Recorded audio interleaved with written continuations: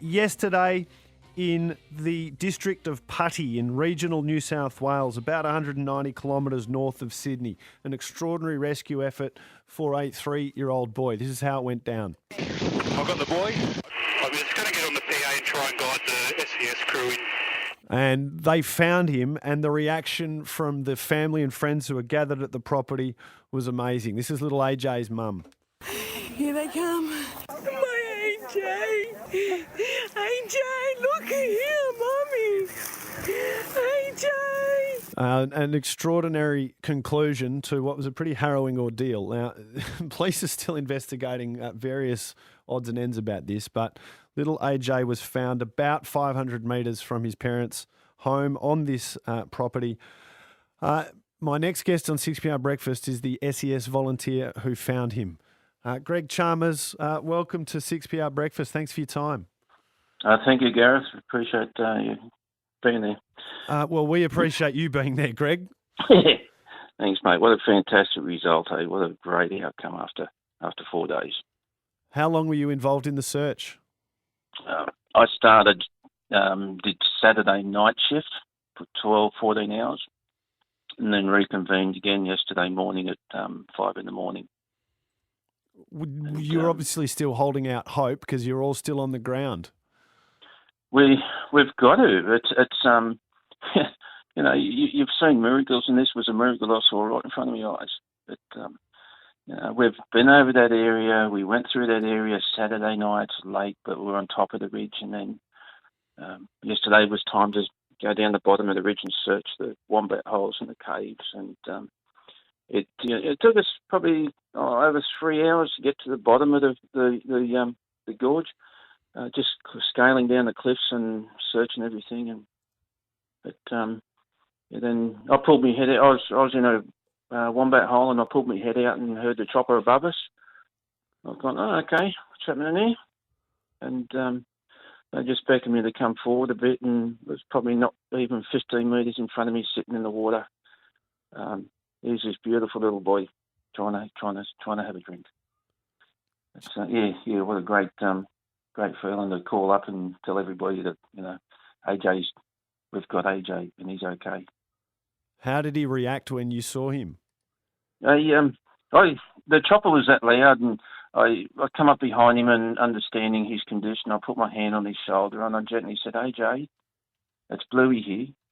And he looked around and he saw me, and he gave me his biggest smile like you wouldn't believe.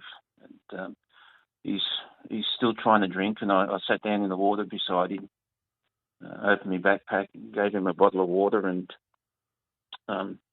he smashed that pretty hard. Well, we didn't let him take too much, but anyhow, so I sort of sat there and then gently raised him onto my knee and started talking to him, and he played with my name badge and the SES badge, and then the radio, and when we called it in, he said, come on, we can talk together. So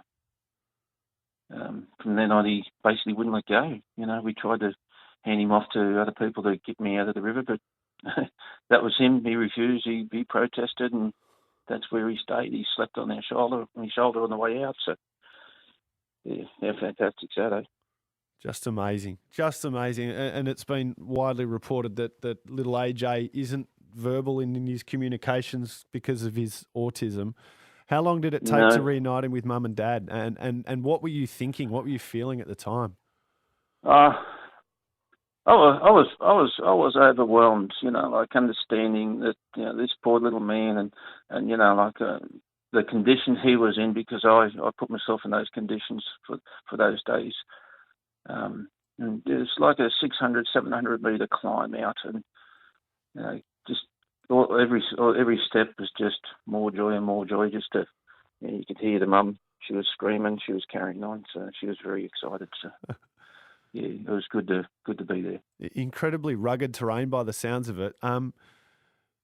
Considering you'd been out there for several days, there must have been serious concern from everyone in the effort about the condition that he was in. Were you surprised to see him in such good nick, considering what he'd been through? I was.